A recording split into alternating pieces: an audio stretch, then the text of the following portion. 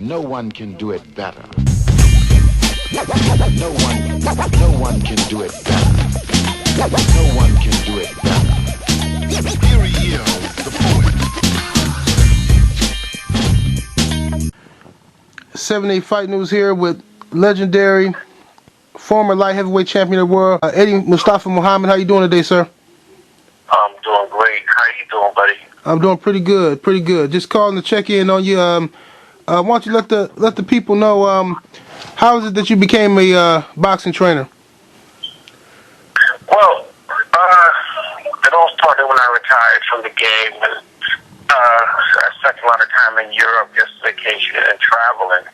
And I ran into a barber of Top Rank who, promoted a few of my fights, and he asked me, what am I doing in Monte Carlo? I said, well, just relaxing, vacation, and then, I attended a fight with Mike McCallum and Sample Holiday.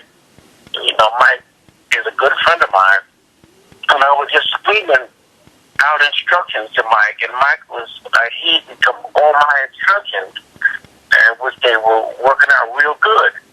And Aaron was sitting a few rows beside me, and he's so high. Every time I told Mike to do something, it worked good. And, he said he'd come back to the States and become a trainer. So I came back to the States and went back to Top Rank Gym, and, that's how my career started. Okay, that sounds pretty good. How, you've been a very outspoken person when it comes to the state of boxing. How do you feel about performance enhancement drugs in a sport of boxing? It's been a big hoopla about it lately. A lot of people getting caught, a lot of demand for more testing other than the Nevada State Athletic Commission testing. How do you feel about that? Well, I think all commissions should take a strong and lethal stand against performing enhancing drugs. Because it's crazy. Listen, we start on an even keel, 2 arms, 2 legs, and, you should take it from there. Why would you try to boost anything that's going to hurt you at the end of your career? Like you put some derogative drugs in your system, and then as you retire, it tells on you. You start having, functions that stop working. Liver function. All of that. Why would you want to put some of it in your body just to cheat? Because that's what you're doing, cheating. And at the end of the day, when your career is over, you're only hurting yourself. Do you think that the emergence of the strength and conditioning coaches in boxing has something to do with that? Well, it's like this here. You have some strength and conditioning coaches are well aware what and what not to put in the athlete's body. Right. And then you got these other guys, these Johnny-come-latelys, think they know it all, that tells the fighter, oh, don't worry about it, this is good. You have to read the directions and instructions and ingredients what's in those situations. All the fighters that I work with, I tell all their strength conditioners, I want to know what you're giving the athlete. Because at the end of the day, it's going to fall back on me and him, not you. And thank God that all the athletes I've ever worked with never got caught up in those situations like that. Okay. You've also been quoted as calling boxing organized crime. You want to elaborate on that? And I'm going to stick to what I said. If boxing is organized crime. Yeah. I hear you. Listen, I'm not going to change my mind. That's right. Yeah, I'll say it again. Boxing is organized crime. Listen, you got people that are scared to step to the plate and call it like it is. Listen, the only way that boxing is going to come to some sort of legalization and respectability is for guys like myself to step to the plate and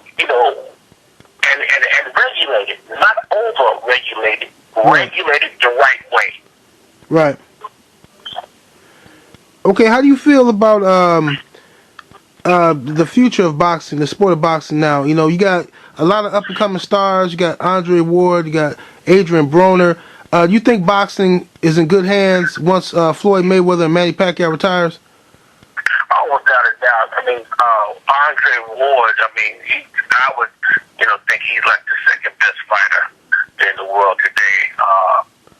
Regarding, the fighter who I think is the best, which is Floyd Mayweather. Right. But Andre is not too far from becoming the best fighter in the world. And Adrian Broner, he's, every time he steps into the ring and moves up in the weight, he brings, he takes his game to another level. I respect guys like that, trying to keep boxing in the light. Right, right. How do you feel? This has always bewildered me lately in boxing. Back in the day, a fighter could have 4 or 5 losses and continue to fight on, but now it seems that nowadays there's so much emphasis put on wins and losses, and a fighter, you see more. It seems to me that fighters are taking less risk because they're afraid of losing. Like 1 loss, 2 losses. And the fans are calling for this guy to retire, that guy to retire. And I'm really speaking on guys like Andre Berto or Amir Khan. How do you feel about that? Do you think that sometimes in boxing, there's too much emphasis put on a single loss in boxing? Well, listen, this is what the media does. Listen, you have a bad day. Right. You have one bad fight, and they're calling for your head. They're calling for retirement. Listen, what I suggest is that if you have a bad day, that if you've been to a grueling fight, hey, that's why they got neurology tests. You take the neural test to make sure that all your faculty are working. That's what you got to do. Right. That's what you got to do. I advise, Manny Pacquiao to take that test also, because the way he got knocked out, he was asleep before he hit the ground. Right. You know what I'm saying? So I think that he should take the test. Not saying that Manny is through, but the way he got hit. I knew a lot of guys that got hit like that. Even when I was boxing, I hit a guy like that, and he was out cold before he hit the ground, and he was never the same type of fighter again. Right. You look at guys like the late Big John Tate and Mike Weaver knocked him out. He hit him on the chin. He was asleep. Right. Before he hit the ground, he had nothing to balance him. He just went flat on his face. And when you get hit like that, the game is over. So you think Pacquiao is he'll never be the same fighter?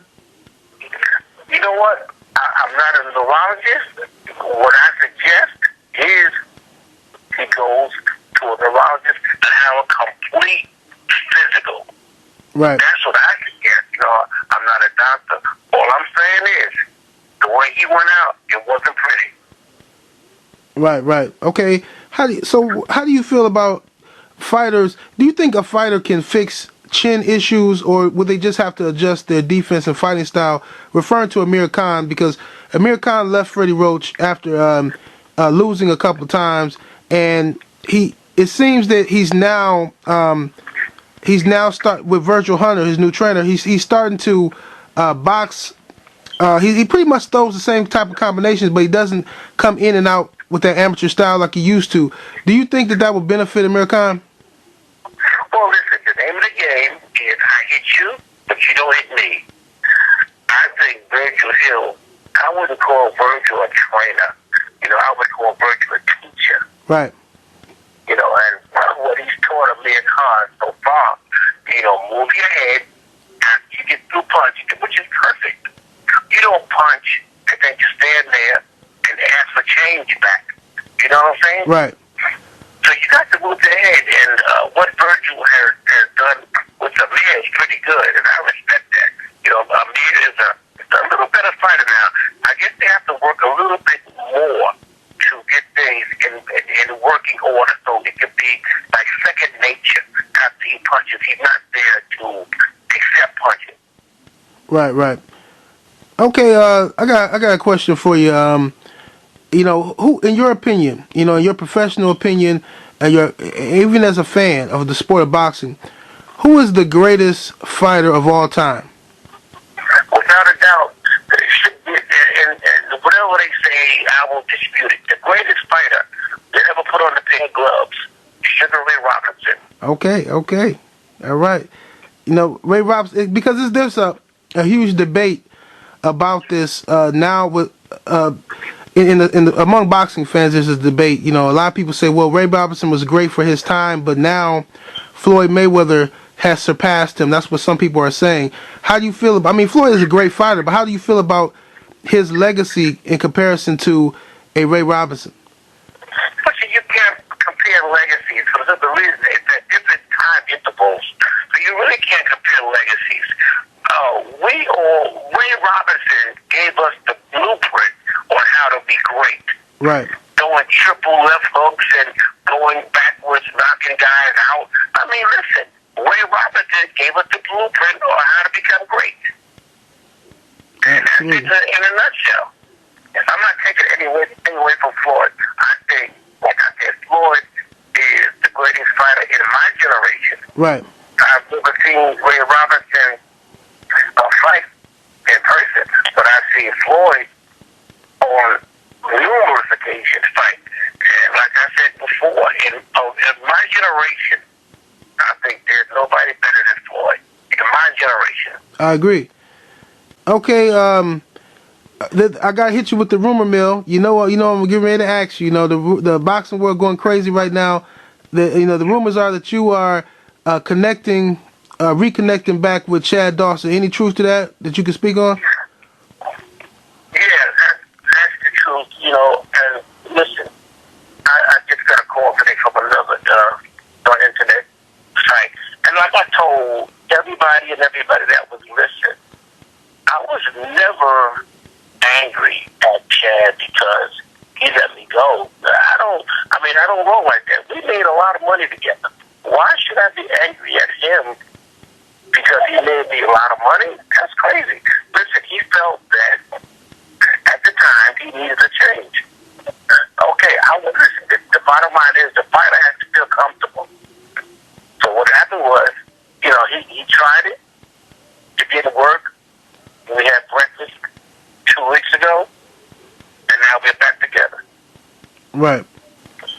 Okay, that sounds good. You know, what do you guys think you'll be able to change in this time around to make sure that Chad doesn't have a slow start against Pascal this time? Well, his attitude toward the fight game. You know, there was a lot of things going on with Chad when he fought Pascal.